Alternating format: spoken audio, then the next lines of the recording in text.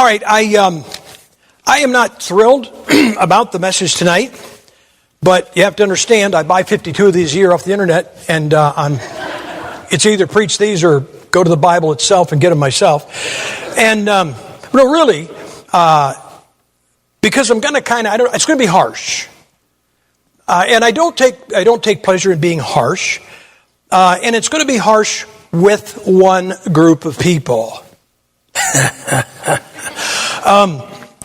It was 47 years ago. I fell, got injured, and I was having trouble. So I went to a chiropractor. Now, what would you do? Did you ever take your car for a tune-up and find out it needed a new engine? I mean, really. It's like, that is not what I wanted to hear. And so I went to this chiropractor. I'd been going to my doctor over and over, literally 4 times, telling him there's something wrong with my neck, and he didn't believe it. He thought it was in my head. I knew it was a little bit lower. And so I told Kathy, I said, we'll go to a chiropractor, and he's going to snap my neck, and I'll be okay. And he snapped my neck and killed me. Oh, no, that's not what happened. That's what would have happened. So he x-rays my neck, and he says, has it ever told you got a broken neck? I said, no. He goes, well, you got one. And I said, you're too negative. I said, that's awful harsh. I said, I didn't come here to hear that. Don't say negative things. Don't say bad things. Say something nice. You ever go to a doctor and be told you had cancer? And because he told you had cancer, you got cured and lived? In other words, sometimes a harsh message is what keeps you going. And really, I cannot tell you the import of this message. And I'll tell you who it is for. It is for 30 and under. Now, it may be 30 into 40. Maybe it's 40 and under. Okay? I love them. I really do. You say, well, they're called millennials. They're called a lot of things. And I had somebody say, well, don't give up on the millennials. To which I say, well, don't give up on the boomers. Okay? Let me ask you a question. If you had to have brain surgery, would you take a 70-year-old surgeon who'd done it 1,000 times, or a guy right out of medical school going, oh, I just want to try this? You know, we have a nephew. My wife's youngest brother has a son, and probably prayed for him many times. His name's Christopher. Your heart has 4 chambers, 2 upper, 2 lower.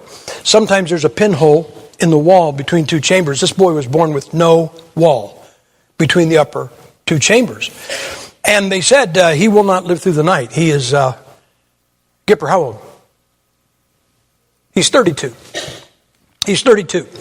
And this took place in, they've been doctoring they've been doctoring, I believe, in Georgia. And then they went to West Virginia, and they went to a doctor, and this woman said, I'm going to do this surgery. And it's like, they're thinking, you're going to kill him. And here's what she said. I just want to try this. Guess what they opted out on? Okay, and they ended up going back to Georgia to the guy that knew what he was doing. And what I'm saying is that, let me explain. Some years ago, I was talking to a lieutenant colonel in the Marine Corps, or colonel, full bird, I believe. And I said, I got a question. I said, at what point does an officer no longer lead troops into combat? And please don't buy into that thing about our officers lead from the rear, because ours don't. I am telling you, 1st and 2nd lieutenants are the greatest casualties we have in wartime, because they lead their men. And he said, up to colonel. He said, even a colonel will lead men into combat. He said, above that, you have the general officer, the brigadiers, the first one, 1-star. He said, the guy's got 100,000 people. You can't lead 100,000. You can't get in front of 100,000 guys coming from 8 different directions and lead them.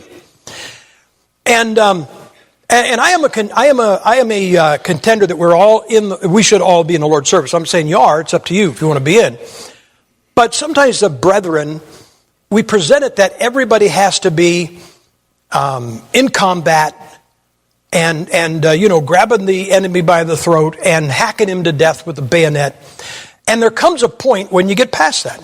Your pastor just retired. I'd not talked to him, but before he retired, I'll bet you when he started this church, did a lot of door knocking. And I'm just going to guess that when he retired, he probably wasn't doing as much door knocking. Yeah, he got lazy. No. He started this church as a young man and was in the trenches fighting. And you get to a point where I don't think I ought to be doing door knocking. I think the younger guys ought to be doing door knocking. Okay? And so I want to show you a verse. Now, there is a terrible thing, a terrible truth to the verse that I'm going to show you. And I say this for the benefit of the 20, let's just say up to 40. I'm giving this to you for your benefit of something that God wants you to know. I want you to go to Judges chapter 3.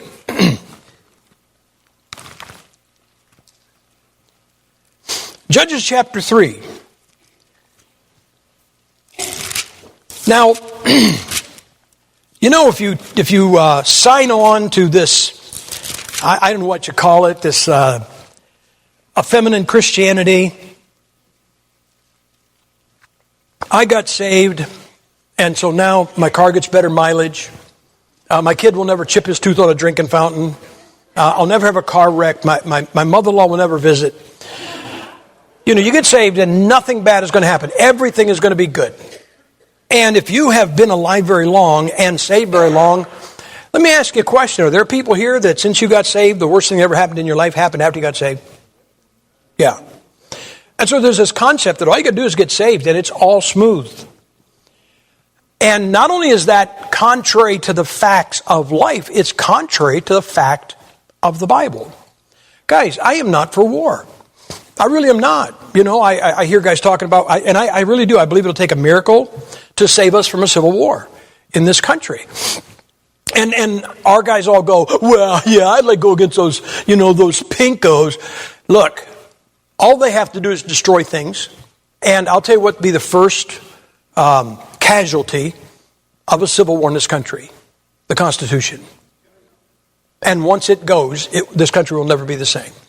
And whether you think the right wing or the left wing or the conservatives or the liberals are going to win, it doesn't really matter what you think, because just before one of them wins, a foreign power will step in and just mop up the remains and take over. And so I'm not for war, all right? But there is a fact that we're free because of war. Is that not true? And so, you know, so we get this thing that, well, you know, when God takes over, it's going to be peace. That's what the liberals preach. That's what the post-millennialists preach. But war is like cancer. War is like a car wreck. It is a fact of life. But what if I told you it was an instrument or a tool used by an all-knowing divine God to your benefit? Oh, you mean so I could be free? Not at all. No, I'm sure that's true, but that's not what I'm getting at. Look at Judges chapter 3 and look at the first 3 verses of that chapter. So now these are the nations which the Lord left. In other words, he left some in the promised land. He left some of them in there.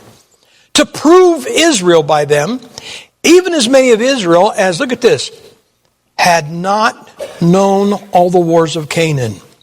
Only that the generations of the children of Israel might know, to teach them war. At the least, such as before knew nothing thereof. We don't need a third verse. Let's bow our heads, talk to the Lord. Father, thank you for your goodness and your grace and your very great kindness. God, you are just the best. You really are. And we thank you, God. And there are people here, they've got lists a mile long of the many blessings that you have just bestowed on all of them, all of us. We thank you, God, for your goodness and your grace. God, these folks came here tonight to get something from you. And God, please touch the hearts of everybody, you know, from 40 on down, that they don't think I'm picking on them, because I'm not. But be with them, because you have your eye on them. And some of them are not ready for what you want done. And the only thing that will prepare them is war and struggle. And so, God, I pray for these generations, God. I pray for them, because they are tomorrow. All of us got to die at some point, and they have to step up to lead Christianity. And that's what we're looking at in this passage, God. These young people in Israel who knew not war. You let war come. You didn't give them peace. You let them have war so that they would understand that struggle. And so, Father, please deliver the message tonight for thee. In Jesus Christ's name we pray. Amen. I have always found that an amazing passage of Scripture. Because all of the songs that we sing about are, everything is good, I got saved, it's all peace, it's all wonderful, the bird's been singing ever since I got saved. Is that not true? And that's not true. All right? And so God surely wants man to live in peace. I think God does. But we're in a sin-cursed world, and we're not at peace. I teach 30-somethings, and I've got some good young men in my Bible Institute, but when it comes to getting through the tough stuff of life, I'm not sure they're going to make it. And it's not going to be, quote this book, chapter, and verse, and everything will be okay, because there's more to life than that, you understand? And so here he said, he didn't say, I want the men of Israel who knew the wars of Israel to train the young men how to be soldiers. Couldn't they do that without a war? But God said, I want the young men of Israel to experience war. I want them to experience the loss of a friend. I want them to experience the fear and the horror and the violence. Is that not what he said? He said, I want to teach them war. Why? Because that is how Israel came into being. Guys, this country was birthed by a war. Is that not true? And the reason we are free tonight is because war after war after war, where young men have gone and laid their life on the line and never come back home to see their wife, never see their children grow, but this country was founded on war, and any country that is going to stay free, that is going to be an important part. And I am not saying that we need to go bomb somebody tonight. But I'm going to talk to you about this. And here's what I want to explain to you. It says here, look at verse 1. Even as many of Israel as had not known all the wars of Canaan. In other words, God is looking at Israel. Now, guys, let me ask you a question. The guys that didn't know the wars of Canaan. I don't think that was the 80-year-olds. I don't think that was the 70-year-olds. I don't think it was the 60-year-olds. We're talking kids. We're talking, I was thinking this, the Twin Towers came down in 2001. How many young people were born after September 11th, 2001? How many? Go, put your hands way up. Okay. These hands, or you can put them down. We who lived through that remember the horror. We remember the anger. These stinking NFL players who get on their knees at the anthem do it. Wait a minute. They do it with a flag on the back of their helmet. Do you know when that flag was put on there? After 2001, after September 11th. But people don't know that. I bet these 19-year-olds didn't know why that flag's. You see that flag on the back of an NFL helmet? That's why it's there. But you weren't there. You don't understand what that is, okay? And so here's a group that knew not war, and God said, they don't need to be taught a lesson. They need to be taught war. So here this group, you know what it was? They never, ever experienced the slavery of Egypt. They never knew what it was like to have an Egyptian march into their house and take anything they wanted. When somebody says you can't do that, they killed the protester.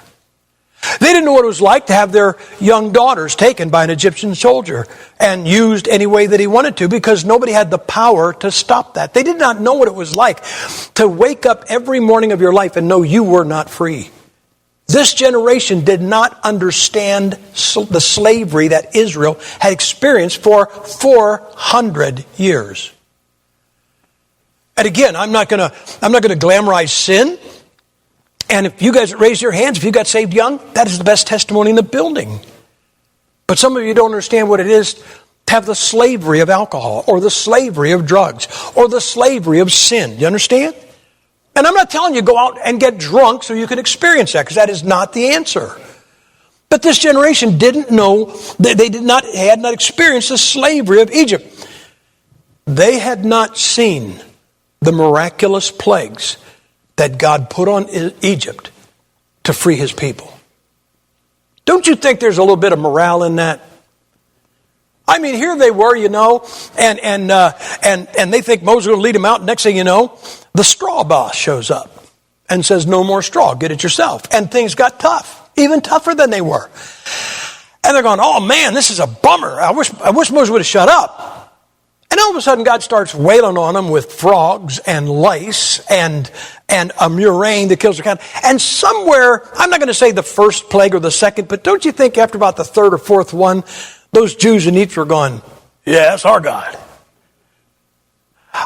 They say that in the Hanoi Hilton, the prisoner of war camp, or prisoner, the prison that some of our Vietnamese, the pilots from Vietnam, American pilots were captured and they were taken to Hanoi Hilton.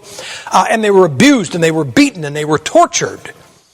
And then President Nixon had what was known as Linebacker 2, and they were flying over and dropping B-52s. And I remember this one fella, he was right in his, and they had been all abused by their captors.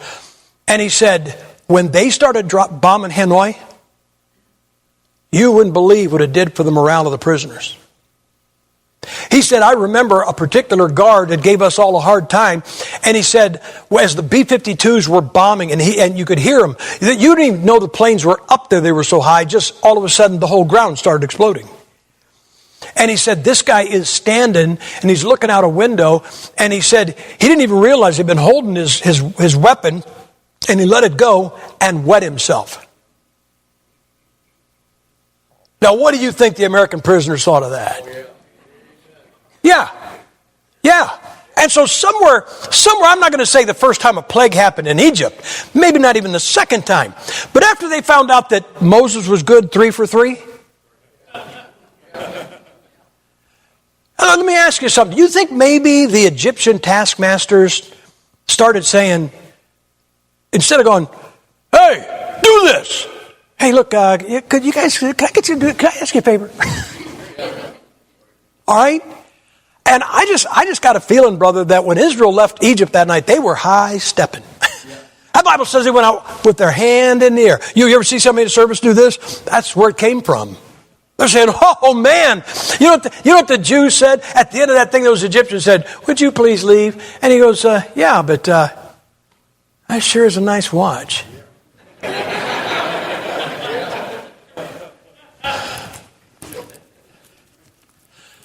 Would you please leave?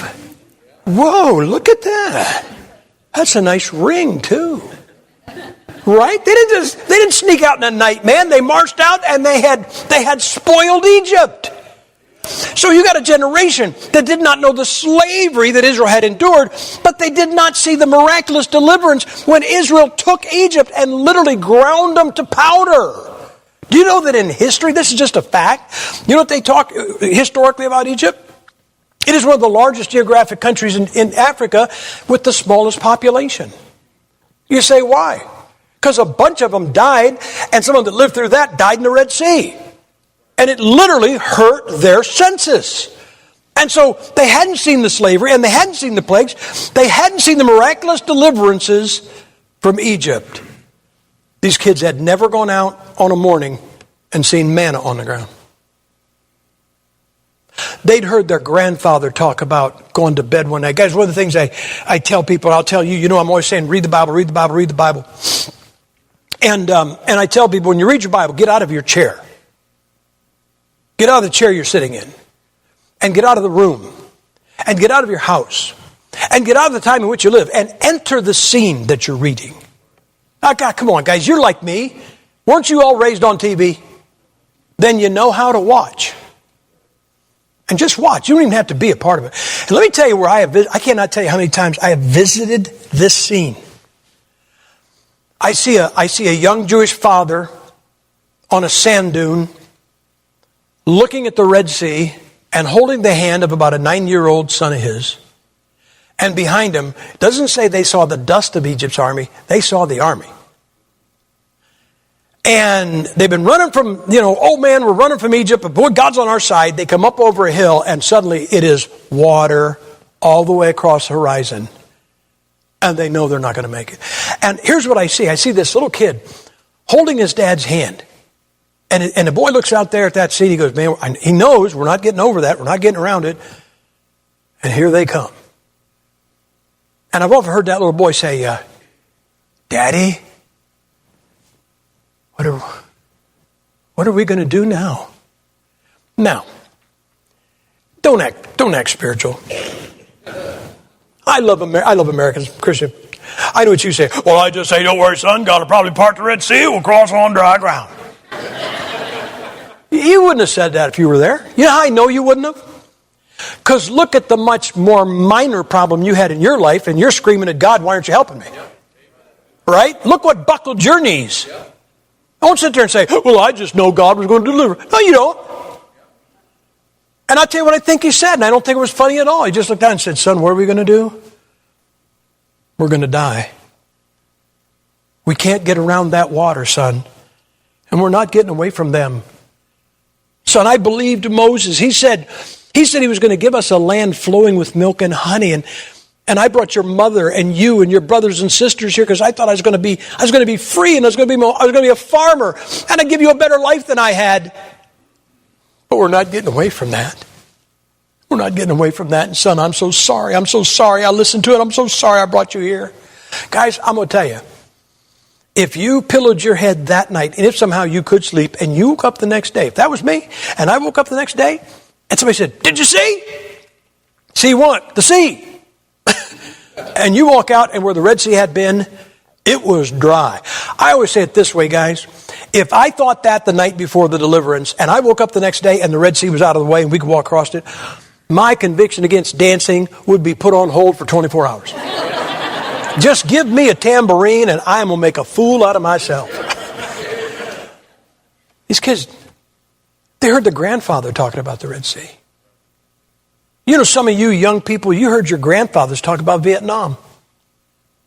You heard your dads talking about the Gulf Wars. But you haven't experienced anything like that. And so here they hadn't experienced it. They didn't even see when the Jordan River dried up so they could walk across. So they had missed it all. Do you understand? You know what they missed? The wars of occupation. Israel crossed the Jordan, and then one after the other after the other. I'm going to just give you this, okay? I believe in tithing. Say why? Oh, a bunch of reasons, but one of them is Joshua. Hey, keep your place here and go to Joshua. And when people say, do you believe that in tithing that it's 1/10? Not only do I believe it's 1/10, I know which tenth it is. The first one. It's the first one. I had a guy tell me one time, you know, Brother Gipp, when I pay my bills, when I get done paying my bills, I don't have anything left over to tithe. I said, you're giving God the wrong tenth. Really? The tenth of your income is not God's. Oops, I paid my bills and God's money paid my bills by accident. It's the first tenth. So how do you know? Look at Joshua chapter 6. That's the conquest of Jericho. That is the first battle they had in the promised land. What did God say about all of the spoil from Jericho? He said, that's mine. Right? And Achan messed with it, and you know what happened to Achan. All of the spoil from the first battle was God's. Look at chapter 8. You know what that is? That's the second conquest, the second battle of conquest. That's the battle of Ai. Look at chapter 10. Chapter 10, verse 10. And the Lord discomfited them before Israel and slew them with a great slaughter at Gibeon. This is the third battle. Look at chapter 10, verse 28. And that day Joshua took Makkedah. Chapter 10, verse 29. And they went and fought against Libnah. 31. And Lachish. 34. And Eglon. 36. And Hebron. 38. And Debir. And then in the final conquest is chapter 11, verse 5. If you didn't count them, you know how many battles Israel took the promised land in? 10. And they got to keep the spoil from the last 9. But the first tenth was God's. So yeah, I believe in tithing and I believe it's the first tenth. But think about this. These kids had never seen those battles either. That's the very thing he said. He said they haven't seen the wars of Canaan. So you got a generation of Jewish kids that think the battery's gone dead on their cell phone are a greater crisis than maybe somebody blowing up a building and killing a bunch of people. Some years ago, we were flying to New Guinea, Kathy and I, to preach. And the missionary, his wife had said, when you get here, told my wife, I want you to speak to the ladies. And Kathy, she's a good lady and a good speaker. She writes these, so she does pretty good. And she goes, well, I don't know. We're on a plane. We're flying across the Pacific. And she says, I don't know what to say to people from New Guinea. And I said, babe, I said, people are the same all around the world, right? So I said, just tell them, just give them your favorite microwave recipes and tell those women not to overuse their cell phone minutes. Now, what do you think if she got up and said that? You know what is she talking about? We were at a Christian lady's home, and on the porch, she had a concrete goose. Okay? I mean, what home is complete? If you don't have a concrete goose, see, you've not arrived. And what she would do is in the fall, she'd dress it up with a fall, I don't know, like the scarecrow from the Wizard of Oz, I don't know. And at Christmas, she'd put a little Santa hat on it. And so throughout the year, she'd have some kind of clothing on this concrete goose. Who wants a naked goose? And she's telling my wife, and she said this like you just found out they got to take off your leg. She goes, I'm having the hardest time finding clothes for my goose. Now here's how I count value. If I went to New Guinea and they said, Mrs. Gipp, what's your biggest problem in Christian? I just can't find clothes for my concrete goose. Would you explain that to somebody in New Guinea? They don't even understand that. So when you think you've got a problem, in your mind, go to New Guinea and tell somebody there what your problem is. There you go. Are you kidding? The price of gas went up 2 cents? That's your problem? And so they had not seen this. They'd not seen so they had not known war. Know what that means? They're soft. I want you to know all Americans are soft. I'm soft. You're soft. You say, why? We haven't had to be tough. I'm not saying that as a charge against our country. I'm not saying we have trouble, so we have to be tough. Because if it ever gets tough, a whole bunch of soft people are going to die. I am a believer that if we have a civil war, probably about half of our population will die. You say, you mean be killed? Oh, no. No, I said die. We've got about 310 million people in this country. I think about of that 310, I think 1 million of them speak English. But you know how big the dam that broke to bring in the influx of immigrants? They say out of every 3 new Americans, 1 of them's born here. Now you think how fast they're coming in. If 2 out of every 3 are getting off the plane or a ship. And our country is a benevolent country. It is. It's a benevolent country. It's good to its people. Do you know who, in a benevolent country, do you know who gets off the best? The sick. And the weak. I'll bet you, over there in New Guinea, they don't have any 600-pounders in their bed saying, bring me 5 pizzas, buddy. Let me ask you a question. You ever see the advertisements for the little electric scooter? How many scooter stores do you think they got in Ethiopia? How many people do you think die in other countries, but here they live because they get the anti-rejection medicine for their transplant? Or they die because they can get the insulin they need? Or they die because they can get kidney dialysis? They can't get see what I'm saying? The weak benefit from a benevolent country. And if we go to civil war, guys, I got news for you. It's over. My wife she has the shingles virus in her left eye. And she has to take 2 different drops, 1 in the morning, 1 in the evening. One causes cataracts, the other causes glaucoma. But if she does not take them, it is like she puts lacquer thinner in her eye. It's Burns beyond hope. Of all the things, believe it or not, I got a respiratory problem. I would talk about it, but I have to take an inhaler. And it's, I think it's $250 a hit for a thing. And say, well, how long do you think that's going to last? I don't know, but somewhere down the line, brother, it's going to run out. And I don't know if I'm going to die, but I'm sure going to cough a lot. And there's going to be a point where somebody can't get insulin. So you're going to have a lot of the weak just die. Then you're going to have a lot of weak from the shoulders up. And I don't mean that in a bad way. What I mean is that they are soft. You know in 1929 when the stock market crashed, perfectly healthy men jumped off buildings? Because they saw their world dissolve. And people aren't going to be able to take it. They're going to jump off buildings or blow their brains out. And then you're going to have some people that realize, my neighbor's weaker than I am, and I'm a better shot. And so I think we could lose half of our population. But can you imagine what that is going to be? And you think, well, I'll survive. Do you want to survive when your wife and your children don't? And nobody in your family and anybody children. Listen, what if half of the people in this room right here died and you survived? Well, I survived. Yeah, but you wouldn't be jumping up and down about it. You see what I'm saying? There is horror involved in that. And so these guys, they had never engaged in battle. They never knew what it was like. And you understand, these guys right here, they didn't shoot a guy from 500 yards.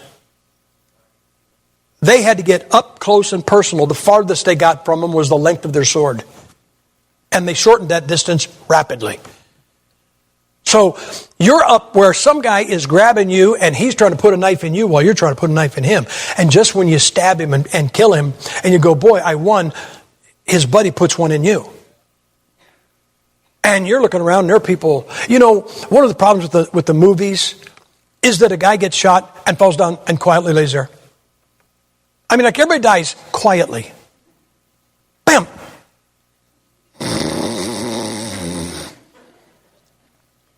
You know what they say? They say after one of those battles and night comes, guys are behind their lines and all they hear is the moaning and the cries of their wounded, be they ours or theirs.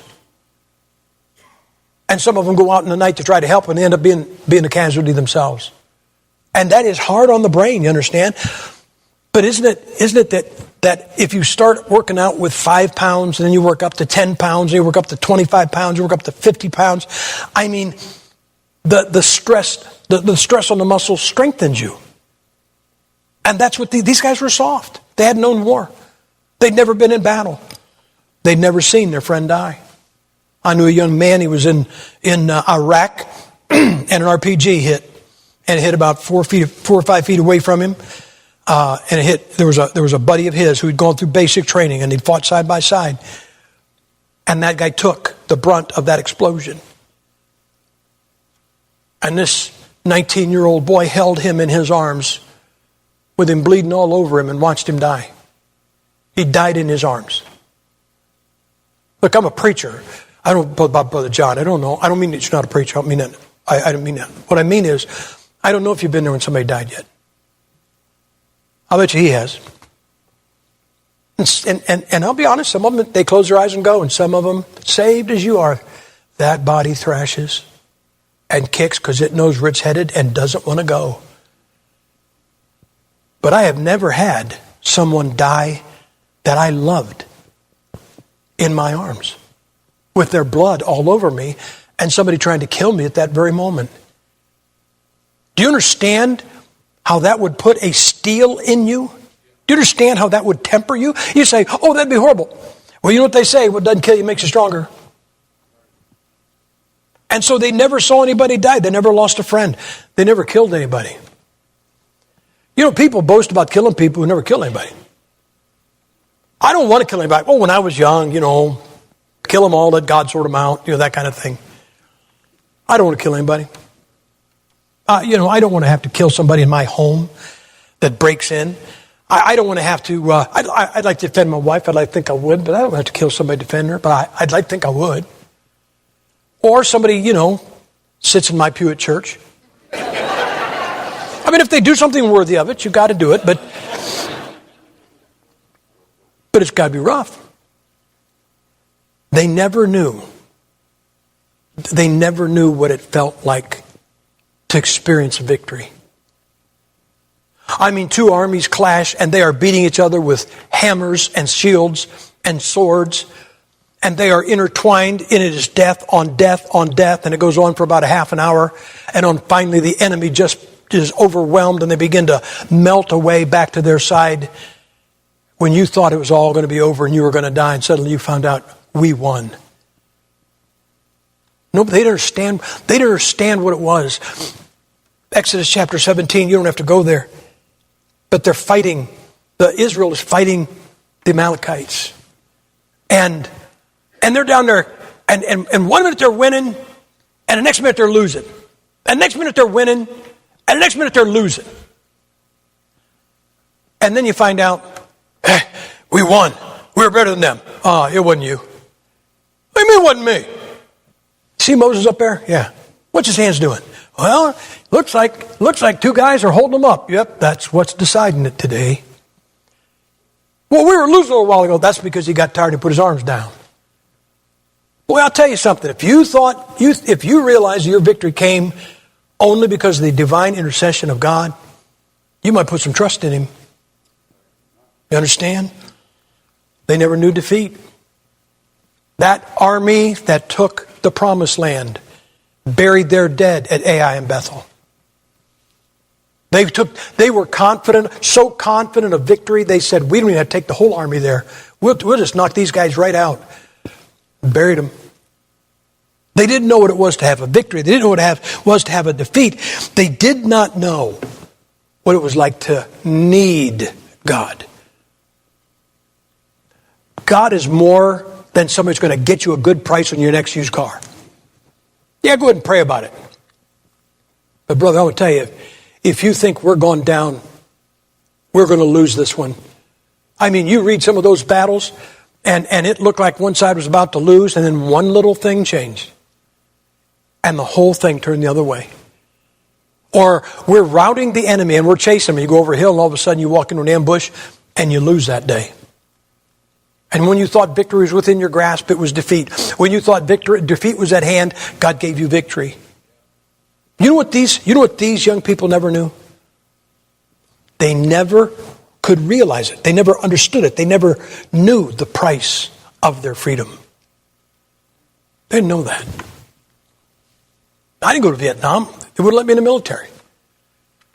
But I had some friends go to Vietnam, never come back. And they never knew. They never knew.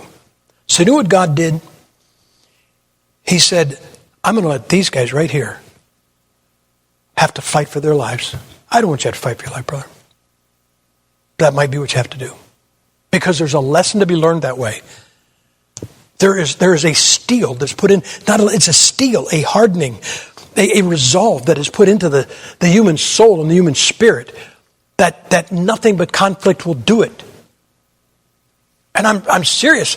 You know, guys, we are raising a generation of targets for the immigrants that are coming into this country. There was a video, and I cannot tell you how this video ended. I know how it ended. And all it is, it's in Sweden. And this little white Swedish boy, he's got his little shorts on, and he's walking down the street one night all by himself on his cell phone. He looks to be about 14 years old. As a 14-year-old, I'm guessing, about the same age, Arab kid is going the other way. And as they're about to pass, all of a sudden this Arab kid punches the kid in the mouth. And then he starts hitting him and hitting him and hitting him. The kid is down. He's kicking him in the head, kicking him in the head. You see the kid go like this. Please stop. He's sitting, and the guy kicks him right ahead, knocks him out. And then he keeps kicking him and kicking him and kicking him. What he did to him after that, I won't tell you. But we're raising the targets. Because there's nothing to make us tough. And I am not for war. I'm not for the horror that's got to come with it. But God said, you guys got to experience this. And so he taught them war. Wait a second. Teach. That's the word he used. Then if you're taught something, aren't you educated? He needed to educate them. He needed to educate them. You know, you get a guy that comes out of officer candidate school, and he gets the platoon. I got this guy, my posters. Do we have the posters here, babe? We know what the posters are doing. My posters, they were done by a fellow that was in the 82nd Airborne. And he has two sons. One of them was in Special Forces, and he's now out. The other one into Special Forces, and then into Special Ops. And he, lives at Fort Bragg. And he's about 43 or 44 now. I mean, he's old. Well, really, for the Army? Okay. And here's what happens. You get this 21-year-old kid that comes out of officer candidate school, and he gets a platoon with a sergeant that's 44 years old, whom he outranks. And the stupidest thing that kid can do is see if he can get that sergeant to jump through a hoop. Because that sergeant will do two things for him. Number one, he'll make him look like a genius if the lieutenant will shut up and listen to the sergeant. Number two, he'll keep him alive, which is, not bad. But you see, that's just it. I mean, you know what guys would do? They get into combat. Some guy's going to light a cigarette at night. Guy goes, never three on a match. Do you know why? Did you ever hear that? No three on a match? You know why? Because by the time you light the third cigarette, the enemy can see where it is, and that's the guy that gets killed. Now, I'm not even smoking, but you understand what I'm saying? In other words, you just learn little things that, buddy, I just want to let you know, if you do that, they'll kill you. If you walk through there and don't check for a wire, you're either going to lose a leg of your life. Somebody sees something, go, you think that's a flower you can pick, but I'm telling you that's not what it is, and explains it. Because they've been through war before. And so he was educating them. It toughened them. Again, and I don't say this against the young men in my classes, but I see these guys that have never been in the military, and I got two guys that have, and both been through war. There's a whole different spirit. There is something in those guys that have been through combat. There is a toughness. I told them, when they come to my class, I said, let me explain something, guys. I said, you already passed the greatest test there is. You're here alive. You're not going to get real scared about, I hope I passed my test. I hope I answer everything right. These guys are real casual about their tests. Say, why? Because if I flunk them, they're going to kill me. But it toughens them up. It weeds them out. You know what the Darwin Awards are about? That's those guys that do really stupid things, end up killing themselves. And they say, according to Darwin, you know what, only the strong survive. So for every one of those idiots that skateboards down a stairwell and gets hit by a bus and dies, the corporate intellect of the nation goes up a couple notches. It's like the low end of the gene pool is so stupid that they, you ever see these guys? They put a firecracker in their mouth or a rocket. My favorite is the guys that drink flaming drinks. I saw this one, the guy went there and he got all over his face and he's on fire, and I think, another flaming idiot. But I'll bet if you said, you want to try that again? Oh, no, I don't think I want to try that again. Oh, you learned something. And if you didn't learn something, you died. So it weeded out the weak. It weeded out the insincere. It weeded out the evil. Let me ask you a question. What's been going on in this country? Has it not revealed the evil people in our country? And I'll tell you something else. It changed them emotionally. Boy, guys come back from war. You know what they don't complain about? They don't complain about the price of gas.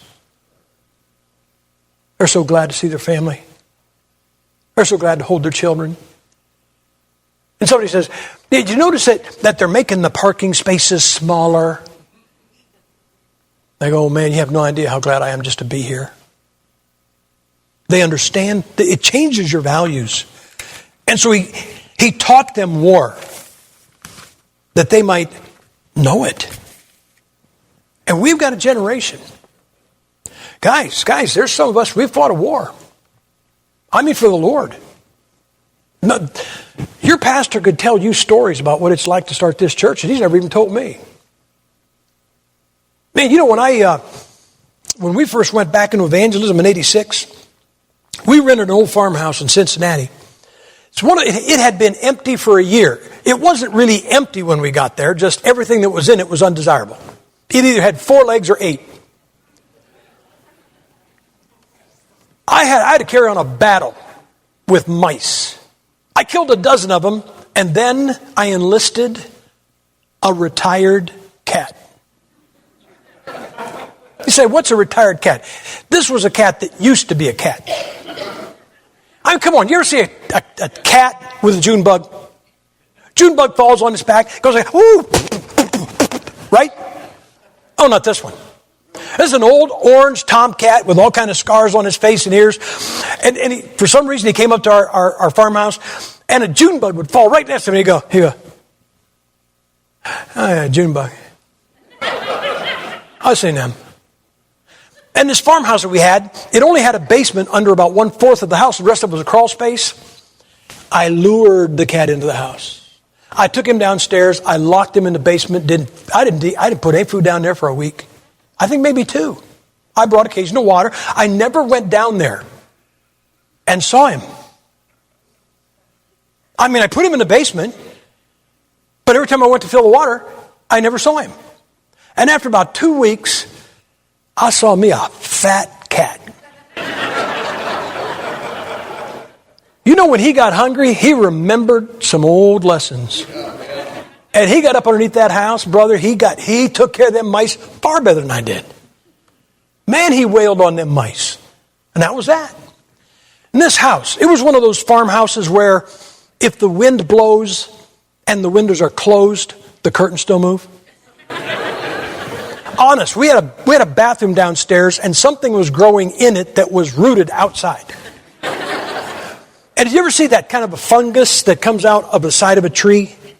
That was coming out of the wall of one of the shower downstairs.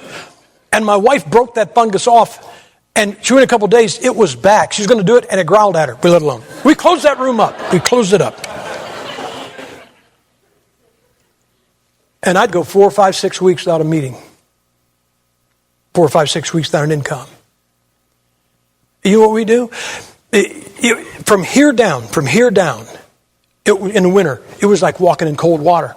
We had a brand new furnace, but it only heated down to about here.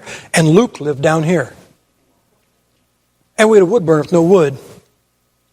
I burnt my library. I'd go through, you know what a preacher is, burns his library? I'd go through my books. It was easy. I just burned the books where I'd already colored the pictures. But, nope, I'm telling you. I went through my library and I said, you know what? This is just a shelf filler. I'm never going to read this. And I had some slab wood. I had just a little bit of kindling, and I'd start the fire with that. And then I'd throw 3 or 4 books, and I'd keep my boy warm. You ever have that problem? I don't say it to be derogatory, but none of these kids understand that. They don't understand what that is. God made them. He made them go to war so they would learn these things. Now I'm going to tell you what to do, because it's easy to say, here's what's wrong with you. I'm going to tell you what to do.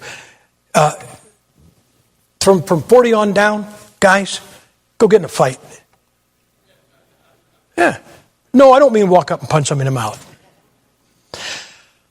I'm talking about get in a spiritual battle. You know what you guys need to do? You need to go engage a Jehovah Witness and tell him why you're right and he's wrong. And you know what some of you think? You need to get in a debate with the Church of Christ. Because you know what he'll do? He'll tie you in knots. You need to have a Bible argument with some guy that thinks speaking in tongues is legitimate and that you can lose your salvation, because some of you know what you're going to do? You're going to come back from that going, that kind of sounded, I meant really, and then you're going to get in this book like you have never gotten this book before. Because it's not something that your parents forced you to read. And it's not something that you memorize some verses so you get a little medal from your Sunday school. But you're going to realize, I'm not going to win if I don't know this book. Because I know I'm right, but I still didn't win. Come on, guys, do the good guys always win? No. But you got to learn everything there is. You need to go get in a battle. You need to go door to door and knock on some doors, cold turkey. I don't think your pastor needs to. I don't think Brother Sal needs to. I don't even come to say Brother John needs to. What I'm saying, they don't, no. Ask him. Ask him about going door to door when he was first starting this church, and he said his name was Rick Sal. Guys, you get on there. I was in there talking to a guy one time, and here he was recording everything I said. And we'd have no problem. I have had some impromptu debates on some doorsteps. And you say, how'd it go? I ripped their face off. Well, that's not the love of Jesus. Oh, well, that's what needed to be done that day. And what I'm saying, guys, is all the theory of Christianity go right down to drink. And I'm not telling you to go out there and get in a knife fight in a bar. What I'm telling you is, go knock on some doors. I'll give you an example. When I was a youth director down in Massillon, and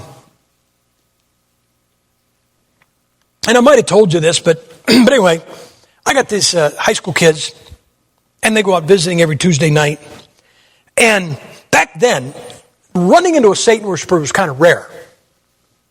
But now they're out there, but they still do the same thing. And I told my young people, I said, here's what happens. You knock on the door of a Satan worshiper, and I said, they'll kind of come to the door.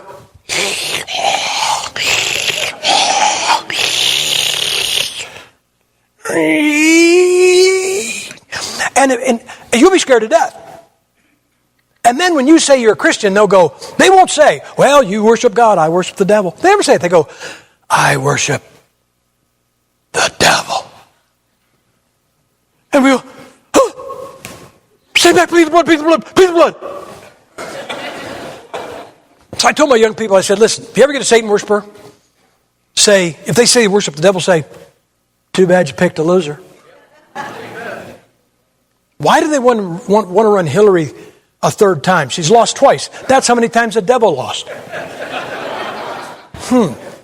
Anyway, yeah. Oh, no, really, guys. I mean, how many of you said, boy, I hope Clemson loses tomorrow, last night? You know? I mean, do you guys really bet on Michigan?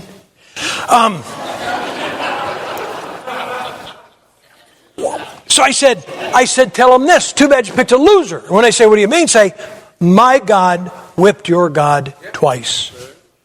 Isaiah 14, he dribbled him like a basketball and kicked him out of heaven. And then whenever there's a heavyweight championship bout and somebody wins, that doesn't resolve it. What do they say? Rematch. So the rematch came in Matthew chapter 4. And guys, this is not, look, don't you ever get it through your head or into your head that this battle between God and the devil is a great big arm wrestling contest. And if it's good today, God's winning a little bit. And if it's bad today, the devil's winning. Come on, no. What would you do? You know, there's going to be a heavyweight championship fight. And they always ask the challenger, how do you think it's going to go? And he'll say something like this, I'll go dock about a 3-round. About all the farther you can count. What'd you do if you're the challenger and you said, I'm going to knock the champ out in the third round? They go to the champ and said, hey, champ. Champ says he's going to knock you out in the third round. Tell us how you think it's going to go. And he says this, well, see, that's my problem. See, my problem is I can't lose. I'm going to whip this kid. There's just nothing to him. So I want to give him a chance. So I'll tell you what I'm going to do.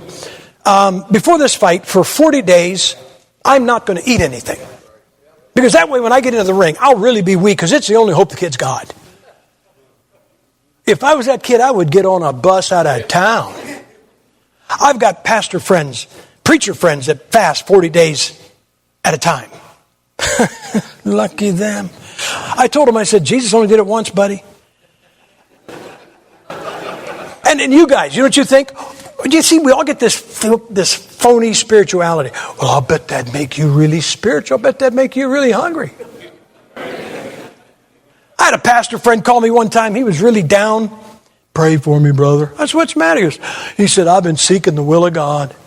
He said, I just finished a 3-week fast. and looking for the will of God. God never said a thing to me. I said, oh man, thank you for calling me. He said, why? I said, because now if I'm ever looking for the will of God, I'll know that fasting don't do it. If I'm not going to hear from God, I'm not going to hear from Him with a hamburger in my hands. I may not hear from Him, but I'm going to keep eating. One of them guys that fast for 40 days, you know what he said? He said, after 30, you lay in bed and your body digests itself. How'd you like at the end of 40 days to have to get in the ring with the greatest force for evil in the universe, the devil? And your God did that. And he got in the ring. And you know what he did? 3 punches. It is written, it is written, it is written, and knocked the devil right out through the ropes. So I said, if you run into a devil worshiper, just tell him your God whipped him twice, and there's another rematch coming. It's scheduled for a place in Armageddon. And you people who say you are saved, you're betting your soul on who wins that. Well, I had these 2 girls in my youth department. They were just 2 butterflies. No. And one night, we're coming in from visitation, and these 2 girls are coming in, and they are giddy. They are giggling. They can't control it. I said, what did you guys do? They said, we found one. I said, you found what? They said, a Satan worshiper. I said, what happened? They said, man, we were scared to death. It looked like one of them haunted houses at the beginning of a horror flick. And it's all dark and scary, and they went, okay, it's not. I mean, here it is, Lurch or John Kerry. And they said, this guy was scary looking. We were scared. And they said, he goes, what do you want? Oh, we're just going door to door. No, we're from the Mass Baptist. And they said he did exactly what you said he'd do. They said he leaned toward us and he went, I worship the devil. I said, what'd you guys do? They said, we smiled. I said, what'd he do? He went, and this little girl, you know, she goes, too bad you picked a loser. What? Oh, yes, our God whipped your God twice. He's going to whip him once. And by the time it was over, he was going, stay back, stay back. Well, you know what? That changed their life. Why? They got in battle going door to door. I don't think your pastor needs to be sent door to door. You know what a pastor should never do in a church? He should never do what any man could do. If the plumbing needs fixed, can't any guy play? I mean, not any guy. But you can get a host of them that can do it. But he's the only guy who can go to the book and go to God and feed you guys on Sunday. Let him do what only he can do. And you do what anybody else can do. And you guys know what you need to do? Go knock on a door. With no one. Just the 2 of you. When I taught personal evangelism, I'd take a green troop with me. I'd say, now just watch. I'll show you how this is done. I'd knock on a door. I'd say, hello, my name's Sam Gipp. This is so-and-so. We're from the Mass Baptist Temple. And I just want to tell you something. And I witnessed to him. And the kid don't know what's coming, but I go through that about 4 times. And I'd knock on a door, and a guy'd answer. I'd say, hello, my name's Sam Gipp. This is so-and-so. And he's got something he wants to tell you. And it's kind of like this. It's like that old thing, you know, about this guy throwing half a stick of dynamite in the lake, and the other guy in the boat going, well, you shouldn't do that. And the guy lights a piece of dynamite and he says, now, you going to talk or fish? I mean, it's kind of like I said, it's kind of like, you know, I've been throwing hand grenades, and I just said, I'm Sam Gipp, the so-and-so from the Mass Baptist Temple, and he wants to show you something. And boy, you know what? They did good. I mean, they had 3 or 4 times, they saw how it was done. Now it's time to tread some water, bucko. Guys, you need to engage Jehovah's Witnesses and Mormons and Church of Christ and Muslims and charismatics. You need to get the people who are confused doctrinally, who are messed up. You need to engage the enemies, the evolutionists and the atheists and the God haters.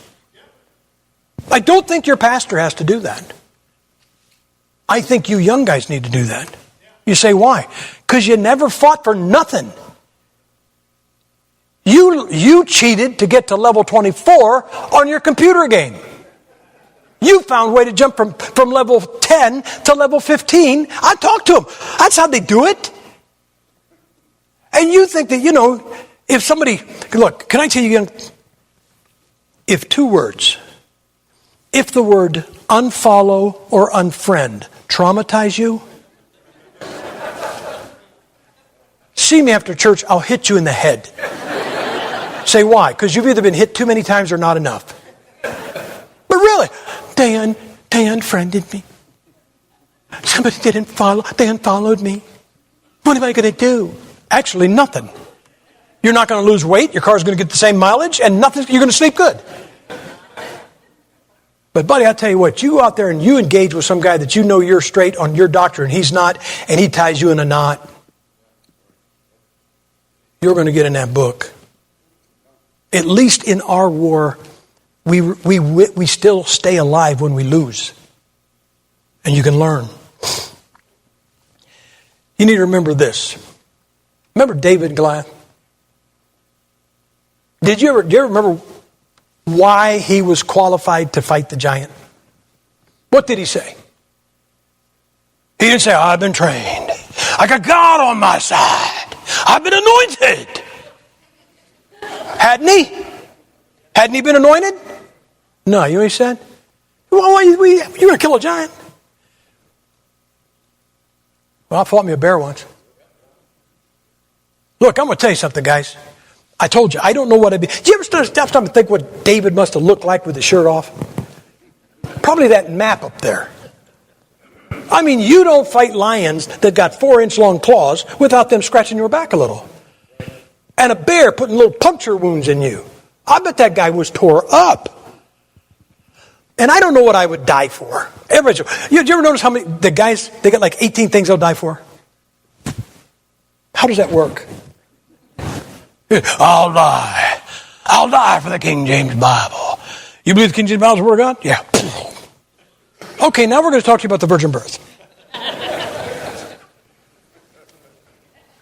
I'd like to think I'd die for that lady. I'd like to think I'd die for that flag.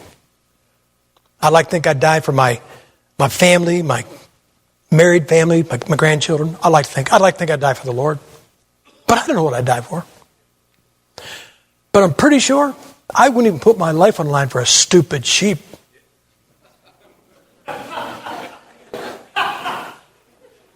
Buddy, I told you know what you need to do? Visit the scene you're reading about. Here's what I want you to do. I want you to go to some hillside in Judea.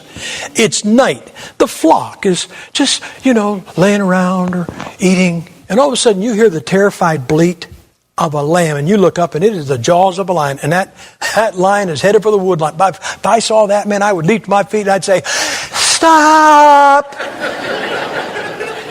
Put down that lamb! I knew you weren't gonna. It's a good thing you had a head start, buddy.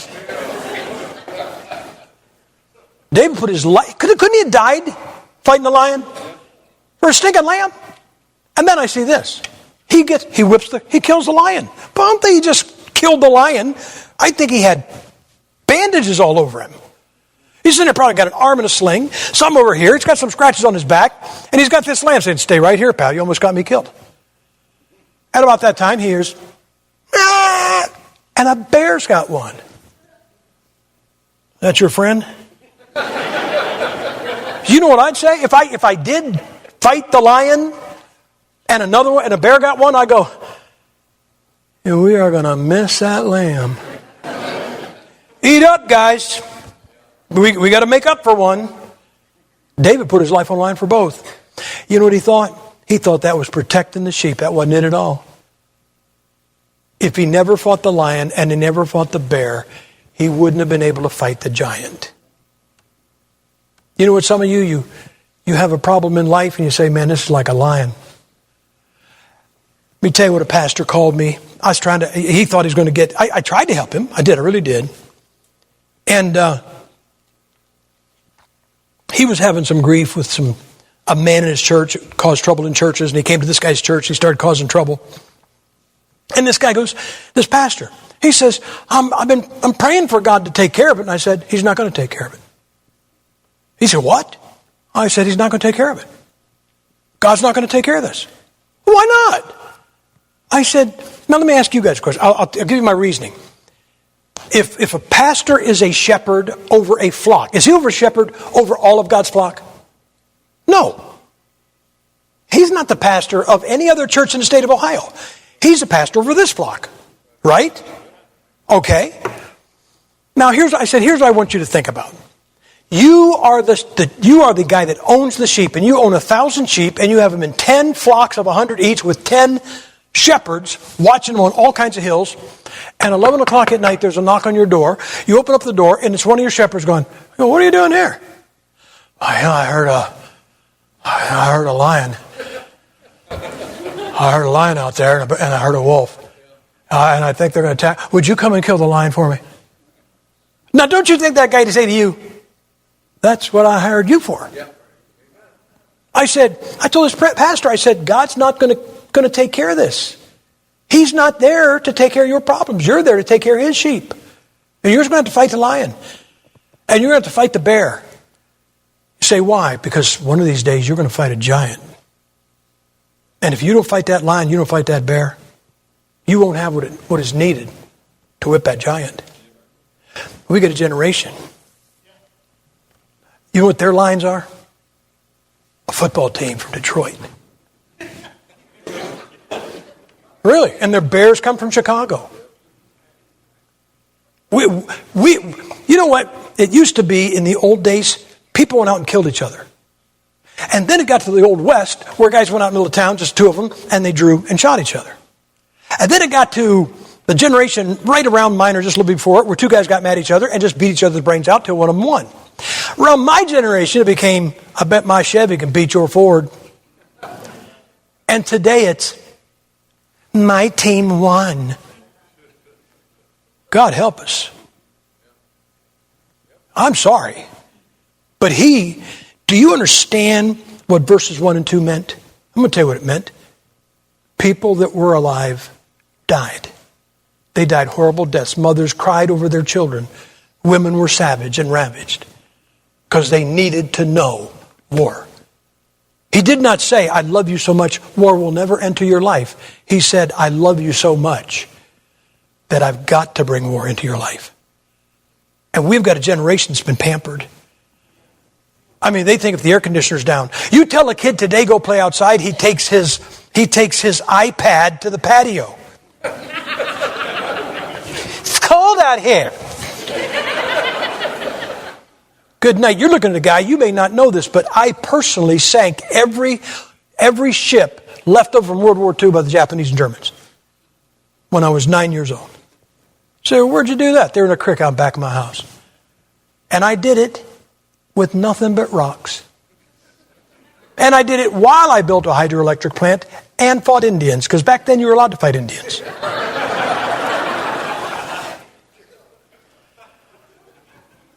Guys, we got a generation in this country that does not know war. We got a generation in our church that does not know what it is to go door to door. That does not know what it is to go down and engage the enemy. Only not in mortal combat, just argue. Why do we need to be argumentative? Well, try it. How come you'll argue with me, but you won't argue with the devil's crowd? How come you're so brave to stand up to a pastor, but you won't stand up to the devil's crowd? You're fighting the wrong people. You know what you need to do? Go to war. I don't mean mortal. I don't mean kill anybody. I mean go out and lose. And then come back and find out how to win. And you might be a man someday. I'd like you to stand with your heads bowed.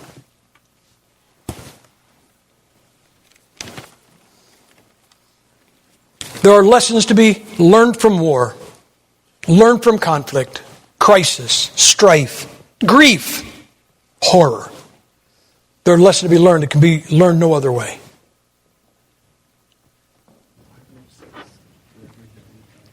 And I go from church to church across this country, and we got a generation of young men. They don't want to engage in anything. They think if the paper jams in the printer, they've had a life-changing crisis. If they drop a call, if their cell phone doesn't have enough bars on it, the government needs to see to it that they do. And God brought a war to a nation that was at peace just so they'd all know what war was. He said, I got to teach them. We've got a generation, you guys got to go out and grab somebody by the heart and shake them and disagree with them and get ugly sometimes. You wouldn't believe some of the things I've said to people. You say, were you trying to win them? No, I was trying to win for God. Sometimes they just need thumped. But I'm telling you people, one of these days, we're all going to die. And we got a generation that just by attrition, they're going to be running this show. And if all they think is hardship is when the air conditioner went down, Christianity's in big trouble. We need to learn war. Father, thank you for your goodness. God, I say to these people, they need to learn war, and then I say thank you for your goodness, and yet it is in your wisdom, and it is in your goodness that you allow crises and grief and war and horror and death. You did it in Judges chapter 3 to a generation that just needed to be taught war. And I don't dislike the 40 on down crowd. I don't dislike them. But I worry about them. Because they've not known war. They need to engage your enemies. They need to find out there's far more important things than the U of M or Ohio State. They need to find out there's far more important things than the newest iPhone. God, help these young people to learn war, that they can do great exploits for you. Help them to face the lion and face the bear, because the giant is coming. They'll never get that giant if they don't fight that lion and bear. Bless your people with the strife they need to be your soldiers. In Jesus' name I pray. Your heads bowed and your eyes closed as the instruments play. If you need to talk to the Lord, folks have come.